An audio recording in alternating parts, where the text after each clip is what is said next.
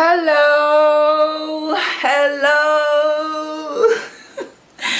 hello my peeps. J'espère que vous allez bien, j'espère que tout se passe bien pour vous. Moi c'est Madeleine ou Madi, je suis une femme sur le net, j'ai plein de projets et j'ai besoin que vous soyez les meilleures versions de vous-même pour qu'on puisse les réaliser ensemble. Ok? Donc, comment ça se passe mes baby? Comment ça se passe?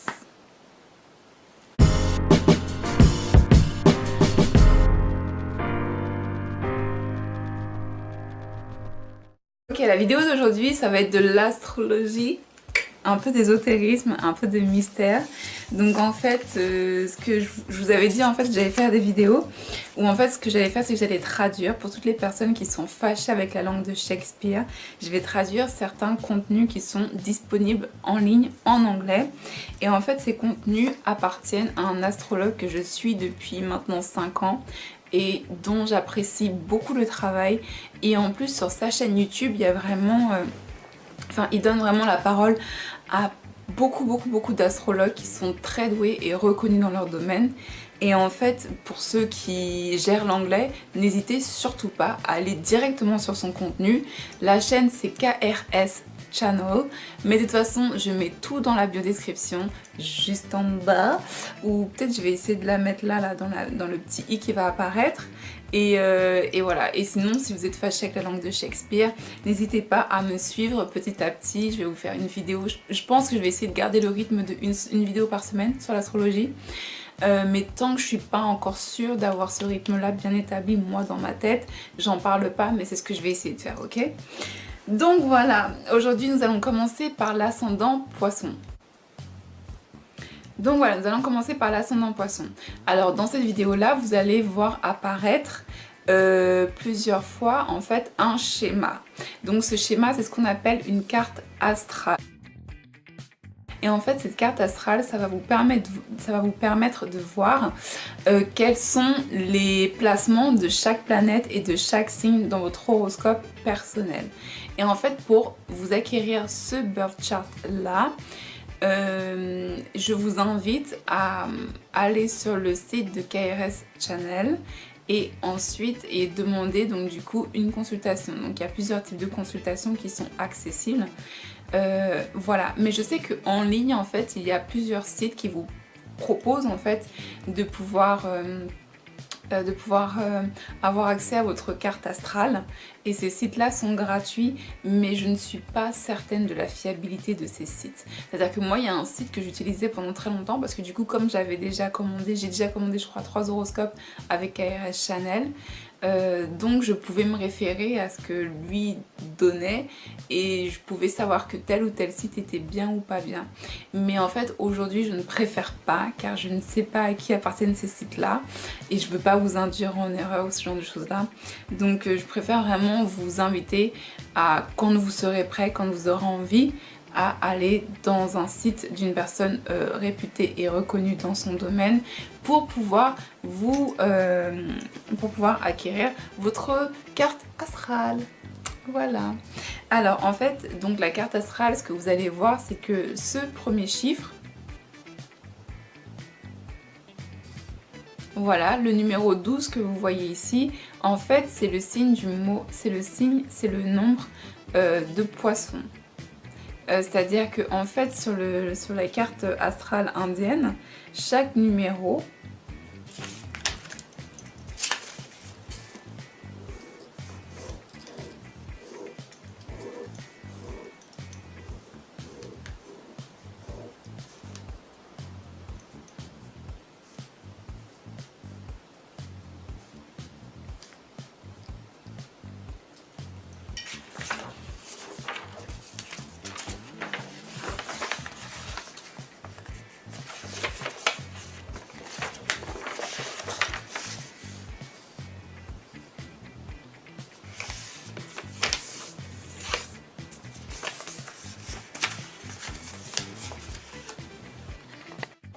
Ok, donc en fait là je vous ai fait un petit schéma, un petit croquis fait à la main. Mais en fait dans cette vidéo là j'ai préparé pour vous spécialement un croquis avec des photos un peu mieux. Donc en fait, là je vais vous montrer, votre carte va se présenter comme ça, vous voyez? Donc ça va se présenter comme ça. Et en fait, là, la première case qui se trouve ici, c'est votre ascendant. Ça, c'est votre ascendant, c'est comme ça que vous lisez une carte astrale indienne. Et en fait, pour lire une carte indienne, vous devez partir dans le sens inverse des aiguilles d'une montre. C'est-à-dire que là, c'est le signe de Poisson. Poisson, c'est le 12e signe de l'horoscope. Ensuite, vous avez Bélier ici, ensuite Taureau, ensuite Gémeaux, ensuite Cancer, ensuite Lion, ensuite Vierge, Balance, Scorpion, Sagittaire, Capricorne et à quoi? Verseau. Donc voilà. Donc c'est comme ça qu'on lit. Donc la première maison que vous voyez là, c'est le numéro 12 et le numéro 12, c'est l'ascendant Poisson. Donc quand vous allez récupérer votre carte astrale, le premier numéro que vous allez voir, là où je vous ai montré, ça va être votre ascendant. Et le nombre que vous allez voir, le nombre ou le chiffre d'ailleurs, que vous allez voir est le signe de votre ascendant. Et comme je vous ai dit, le premier ascendant c'est Bélier et le dernier ascendant c'est Poisson. Donc le premier c'est numéro 1 Bélier, numéro 12 c'est Poisson et après vous connaissez l'ordre des signes astrologiques. Et si vous ne connaissez pas, il y a tout ça disponible en ligne. Donc n'hésitez pas, ok?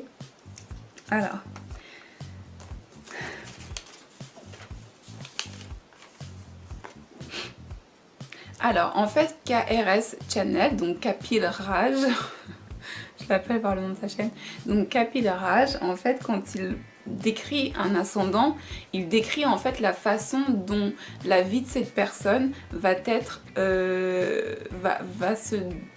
va être guidée ou va être manager, c'est-à-dire comment une personne avec un ascendant a tendance à gérer sa vie.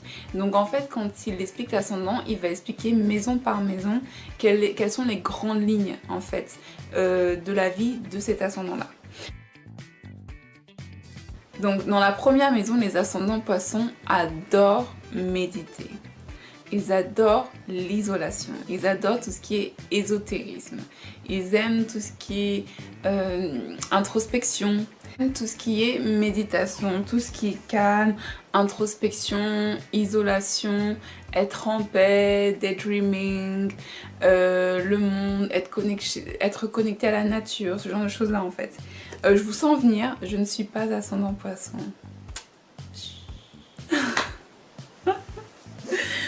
Je ne suis pas ascendant Poisson. Et non. En fait, j'ai un ascendant Poisson dans un autre chart qui est très important dans ma vie, mais je ne suis pas ascendant Poisson. Voilà. Donc voilà, les ascendants Poissons aiment beaucoup tout ce qui est isolation, être en paix, être au calme, la nature, se sentir connecté avec soi, l'introspection, tout ce qui est culture ésotérique et ce genre de choses-là. Donc maintenant dans la deuxième maison comme je vous l'avais dit dans la vidéo qui est juste au-dessus, si vous voulez savoir à quoi correspondent les maisons. Donc dans la deuxième maison en fait c'est l'univers de la famille. Et c'est-à-dire que pour les ascendants Poissons, l'univers de la famille c'est sous le signe de Bélier. Et le signe de Bélier c'est un signe qui est très actif, qui est assez dominateur, qui est très énergique. Et donc du coup ils ont une vie familiale avec des valeurs familiales très disciplinaires, très énergiques. C'est vraiment une famille qui bouge, qui fait des activités, qui va dehors et ce genre de choses là. Donc ça a tendance à clasher un peu avec l'isolation, le côté isolement et le côté être en paix et introspectif d'un ascendant Poisson.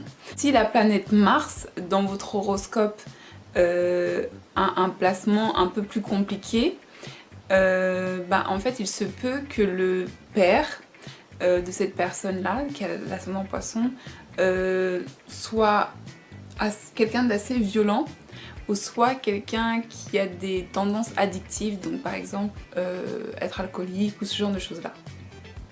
En général, si le Mars est plutôt bien placé, il se peut que le père soit un pompier ou travaille dans la police, dans tous ces métiers qui demandent beaucoup de discipline et d'autorité. Après il y a la réalité et voilà, la réalité et la théorie, mais sinon en fait ça demande vraiment une certaine personnalité en fait pour faire ce genre de métier là. Et en fait, donc voilà, si le Mars est bien placé dans la carte astrale de quelqu'un, en fait, le père peut être quelqu'un qui travaille en tant que fonctionnaire ou ce genre de choses-là. Troisième maison, c'est celle qui symbolise en fait vos relations avec vos frères et sœurs, avec votre fratrie. Les voisins, c'est aussi la maison qui symbolise ouais, voilà, la fratrie, les voisins et ce genre de choses-là, et votre communication en général, en fait. Et en fait, c'est vrai que pour les ascendants poissons, en fait, la communication qu'ils ont avec leurs frères et sœurs, c'est une communication avec beaucoup d'autorité, en fait, dans leur discours. Ce qui clash aussi un peu avec leur personnalité. Ce sont des gens qui ont une communication plutôt bornée, c'est-à-dire que quand ils ont un avis ou quand ils ont une façon de délivrer leur discours, c'est très dur de les faire travailler là-dessus, de les faire évoluer ou peut-être adoucir certaines leur façon d'accéder à certaines, leur façon en fait d'aborder certains sujets. Aussi en fait ils ont une relation assez cordiale en fait avec leurs frères et sœurs, mais c'est vrai qu'il y a beaucoup de distance, c'est-à-dire que quand ils parlent en fait ils prennent beaucoup de distance, et c'est pour ça qu'en général les ascendants poissons font de très bons gourous spirituels en fait, gourou. Et en fait gourou, j'ai déjà fait une vidéo il y a très longtemps là-dessus qui est juste là. Un gourou c'est pas forcément quelqu'un de religieux, un gourou ça peut être votre mère en fait, un gourou c'est comme un mentor. Vous voyez ce que je veux dire? Donc ça peut être un gourou de la finance, on dit qu'il y a des gourous du make-up, voilà, vous voyez ce que je veux dire? Donc en fait un gourou c'est plutôt un mentor, quelque chose comme ça. C'est pas quelqu'un qui vous influence, c'est quelqu'un qui partage son savoir. Et en fait, donc en fait ils ont une façon de communiquer assez pleine de présence et ce genre de choses là. Et voilà, et en fait ils ont tendance à aussi trouver les bons mots des fois pour pouvoir réconforter leurs frères et sœurs et les gens qui sont proches d'eux. Voilà. En fait la quatrième maison c'est le foyer, c'est ce qui se passe dans le foyer, ça représente aussi la relation à la mère et ça représente la mère. Et donc en fait pour eux c'est une maison qui donc est régie par le signe de Gemini, donc le signe de Gémeaux. Et en fait du coup leur mère elle est plutôt vue comme une figure très communicative et qui est très, très créative et qui trouve toujours les moyens de pouvoir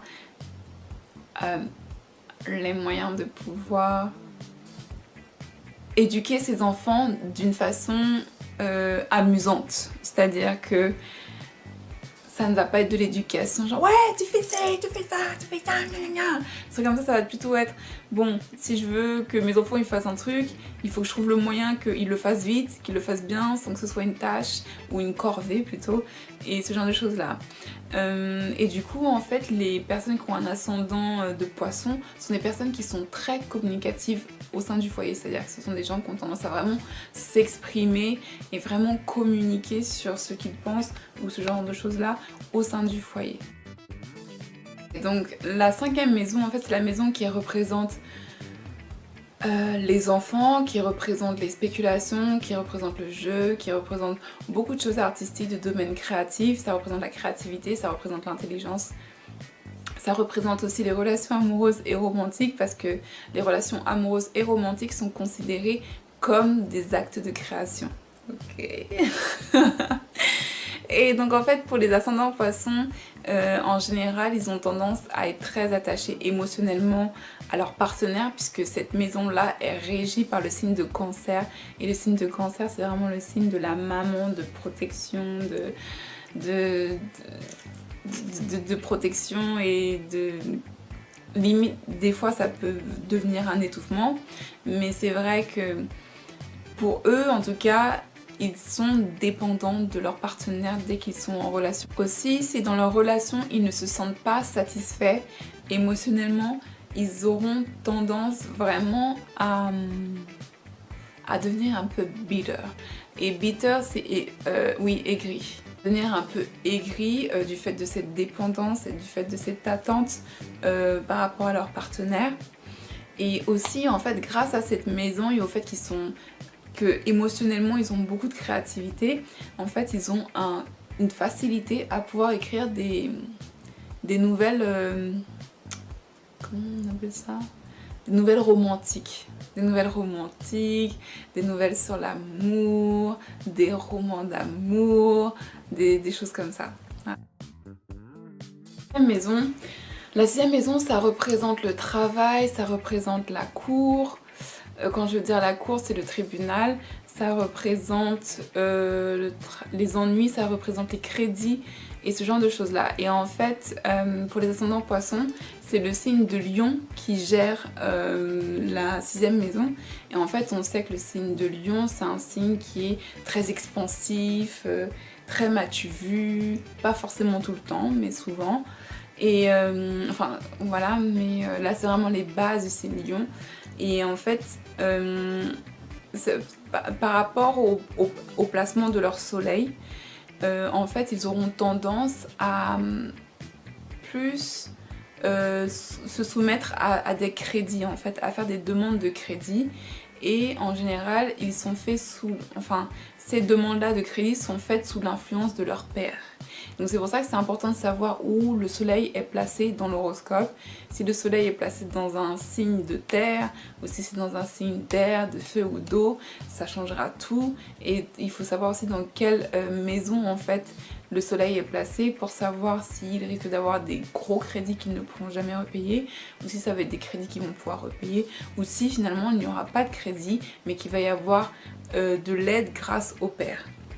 Donc c'est vraiment important de voir ça avant de porter un jugement. Et aussi le fait qu'il y ait comme le signe de Lion, c'est un signe très fier, très... moi je... un petit côté un peu comme ça. Bah en fait, pas forcément tous les lions, hein, je parle vraiment de façon ultra générale, ok? Bah en fait, il est possible en fait que certains ascendants poissons ne supportent pas le fait d'avoir des supérieurs. Donc en fait, très vite, n'importe quelle personne qui peut leur donner des tâches à exécuter peut devenir un ennemi pour eux. Pas forcément parce que c'est un ennemi, mais parce que c'est un ennemi pour eux. Et dans certains cas, tout dépend du placement du soleil, ce genre de choses-là, et de d'autres placements. Certains cas, en fait, leur patron deviendra leur ennemi sans que eux aient demandé quelque chose. Donc c'est vraiment une possibilité, tout dépend du placement des planètes. Donc voilà. En fait, justement à cause de ce genre de relations-là, ce sont très généralement, par contre ça c'est assez général, des ascendants poissons ont du mal à avoir quelqu'un supérieur par rapport à eux, et même d'être supérieur par rapport à quelqu'un d'autre. C'est-à-dire que travailler en équipe, ça devient vraiment un travail assez compliqué. Autant parce qu'ils n'aiment pas avoir de patron et ils n'aiment pas être les patrons. Donc voilà. Mais comme je vous ai dit, tout dépend du placement du soleil. Et pour terminer... Ah oui, pour terminer, en fait, il se peut aussi que le père, d'une façon ou d'une autre, soit jaloux de leur propre succès ou soit jaloux du succès de la mère de l'ascendant poisson. C'est-à-dire que c'est possible qu'un père, et c'est vrai que ça tourne autour du père parce qu'en fait, le soleil, c'est le signe qui gère le signe de Lion. Le soleil, c'est la planète qui gère le signe de Lion. Donc c'est vrai que tout se passe au niveau du soleil, et le soleil, ça représente le père en astrologie.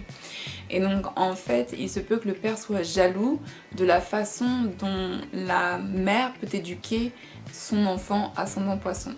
Donc il y a cette espèce de rivalité entre parents et qui peut créer certains conflits au sein de la famille. La septième maison, comme vous savez, ça représente ce qui est à l'opposé de vous, puisque vous êtes la première maison, c'est-à-dire l'ascendant. En face de vous, ça représente en général votre partenaire et les autres personnes. Donc en fait, pour les ascendants poissons, le signe qui est en face d'eux, c'est le signe de Vierge. Et le signe de Vierge, c'est un signe qui est très pragmatique, qui est très calculateur. C'est un signe qui a un côté un peu puriste, même excluant en fait. Et le signe Vierge, c'est aussi, j'ai déjà dit, un signe assez calculateur et ce genre de choses là. Donc en fait les ascendants poissons se retrouvent c'est karmique, hein, c'est comme ça, on choisit pas notre ascendant et donc on choisit pas la personne qu'on a en face de nous. Mais en fait les ascendants poissons se retrouvent souvent donc avec des personnes qui sont vierges et donc des partenaires qui sont et pragmatiques et calculateurs mais qui sont aussi très intelligents et communicatifs. Et ces partenaires là ont tendance à être assez clairs, à être très clairs sur la façon dont ils veulent éduquer leurs enfants, sur comment gérer une maison et ce genre de choses là. Voilà. Alors la 8e maison, comme vous le savez, c'est la maison de tous les secrets, de l'ésotérisme, de la politique, de la finance, de la banque, machin, tout ça, tout ça, tout ça.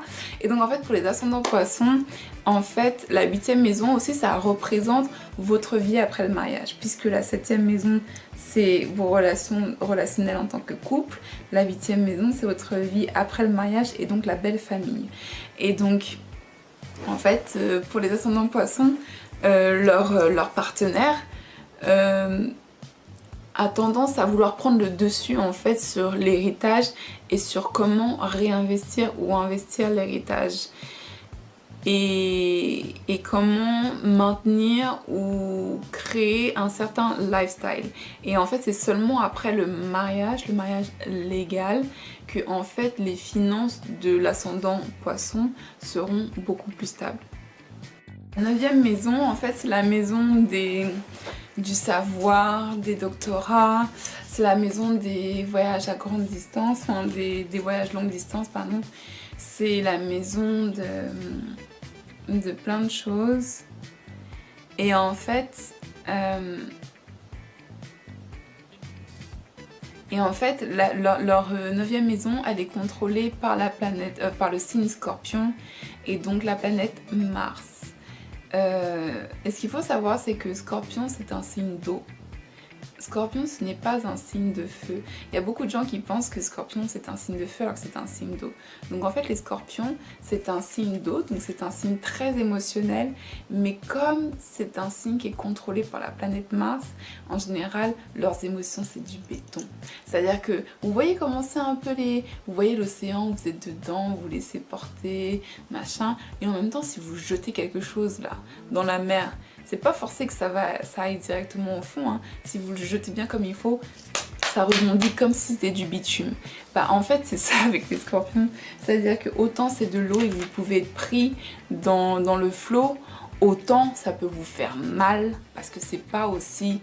il n'y a pas autant de flot que ça, quoi. Ça peut devenir le plus gros bitume que vous essayez de pénétrer. Et donc en fait, comme eux ils ont la planète Scorpion dans la 9e maison, ils ont vraiment tendance à, même s'ils ne le montrent pas, même s'ils cherchent à le cacher, à avoir un grand intérêt pour toutes les sciences ésotériques et occultes. C'est-à-dire que c'est le secret, on fait genre on n'en parle pas, on fait genre on est plutôt sur les choses très publiques, que tout le monde voit, que tout le monde connaît, mais en fait, on adore ça. Et ils adorent en fait tout ce qui est sciences occultes, ésotérisme et ce genre de choses là. Toutes les informations qui sont plus ou moins cachées, c'est vraiment quelque chose qui les intéresse énormément. Et ça dépend aussi du placement de la planète Mars. Le placement de la planète Mars nous montrera l'intensité de cet intérêt là. Voilà. Ok, donc la 10e maison, c'est la maison qui représente la carrière, la réputation du père. C'est la maison qui représente, oui voilà, sa carrière, réputation du père et surtout l'image publique d'une personne. Donc pour les ascendants poissons, la 10e maison, elle est contrôlée justement par Sagittaire, pardon, j'ai eu un gros bug, par le signe de Sagittaire. Donc le signe de Sagittaire, c'est un signe qui est assez religieux. Le signe de Poisson, c'est un signe qui est très spirituel et le signe de Sagittaire, c'est un signe qui est plutôt religieux. Et en fait, c'est donc voilà, un signe plutôt religieux. Donc c'est vrai que les ascendants Poissons, comme je vous le disais plus tôt, ont une grande capacité à devenir des gourous, des leaders philosophiques ou spirituels, parce qu'en fait le signe de Sagittaire est régulé par la planète Jupiter. La planète Jupiter, c'est la planète de l'expansion, c'est la planète du savoir, c'est la planète de l'enseignement, c'est la planète des connaissances, enfin c'est beaucoup de choses. Et je pense que j'ai fait une vidéo sur les planètes si vous voulez découvrir exactement. Et donc en fait ils ont, comme je vous disais, des gourous. Vous pouvez être un gourou de la finance en fait, vous pouvez être un gourou de la mode, vous pouvez être un gourou du make-up, vous pouvez être un gourou de philosophique, ésotérique, vous pouvez être un gourou de tout.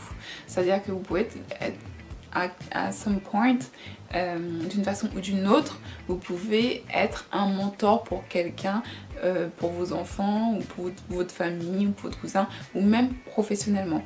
Et donc en fait eux ont des capacités à être vus de cette façon là, mais tout dépend du placement de Jupiter dans votre horoscope aussi.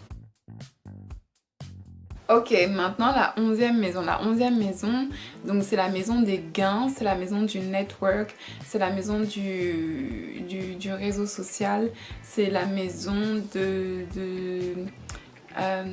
réseau professionnel aussi, et c'est la maison des gains. Ok, et de la fortune. Donc en fait, cette maison-là, pour eux, elle est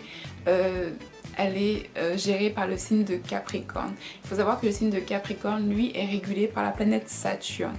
Et la planète Saturne, c'est vraiment la planète du karma, c'est la planète de la restriction, c'est la planète des peurs, de la phobie, mais c'est aussi la planète du hard work, de la planète du travail, travail dur. C'est la planète, voilà. Et en fait, c'est une planète qui met beaucoup de temps à se développer. Et ensuite, à partir d'un certain âge, donc on a tendance à dire entre 30 et 35 ans, mais précisément 33 ans, ça devient vraiment le déclic. Entre 30 et 35 ans, c'est vraiment à partir de cet âge-là que les ascendants poissons peuvent bénéficier de tout le travail qu'ils ont soumis avant. C'est-à-dire que là, ils vont pouvoir récupérer les bénéfices du travail qu'ils ont implémenté pendant plusieurs années auparavant, si c'est ce qu'ils ont fait. Voilà, c'est-à-dire que Saturne vous récompense quand vous êtes quelqu'un qui ne lâche pas l'affaire et qui avance, ok. Le cercle d'amis aussi, du coup, comme c'est régulé par la planète Saturne, leur cercle d'amis est limité. Et ils sont du coup très sélectifs des gens avec lesquels ils s'entourent. Leur fortune en fait c'est la chance et l'argent, c'est soit l'un soit l'autre ou les deux, ça dépend des personnes. Mais la fortune, quand je dis la fortune, c'est la chance et l'argent. Et leur fortune en fait elle est très souvent créée à l'étranger. Ok, et pour la dernière maison, donc la 12e maison, qui elle est gérée par le signe de Verseau. Cette maison-là aussi est régulée du coup par la planète Saturne. Et en fait, ça représente aussi le côté obscur et ça représente aussi le côté d'isolation. Et ça représente aussi la mort, la vieillesse et l'isolation. Et en fait, à partir d'un certain âge, ces personnes-là pourront aussi ouvrir leur troisième œil. En fait, ouvrir votre troisième œil, c'est faire appel à des connaissances qu'on ne vous a jamais appris. Et en fait, arriver à des conclusions, comprendre des choses que personne ne vous a jamais appris mais que vous comprenez naturellement. Et en fait, pour arriver à cet état-là, il faut savoir ouvrir son troisième œil. Et les ascendants poissons ont cette possibilité-là. Il est possible aussi qu'ils aient des problèmes en voyageant à l'étranger. C'est-à-dire que soit ils ne peuvent pas quitter un pays, soit ils ne peuvent plus rentrer dans leur pays. Donc voilà, ça c'était le signe de Poisson, notre première vidéo sur l'astrologie et les ascendants. J'espère que vous avez kiffé. Si vous avez kiffé, likez, partagez, commentez. Je lis tous les commentaires. Même si des fois je suis longue, j'aime bien lire les commentaires et je lis les commentaires. Ok. Je vous fais des énormes bisous. N'oubliez pas de me suivre sur les réseaux sociaux, Utopie Paris pour tous les contenus anglophones, Pyramide Noire pour tous les contenus francophones. C'est les mêmes pages pour Facebook et Instagram, donc pas de problème pour se souvenir. C'est Pyramide Noire ou Utopie Paris, c'est comme vous voulez. Si vous avez des choses à me dire, des commentaires, machin, n'hésitez pas. Ou envoyez-moi un email si c'est privé et personnel, car je garde ça privé et personnel. Quand c'est dans mes boîtes mail ou dans mes DM, je ne parle jamais de l'identité de la personne. Donc voilà, je vous fais des énormes bisous et on se voit bientôt. Namasté. Bye.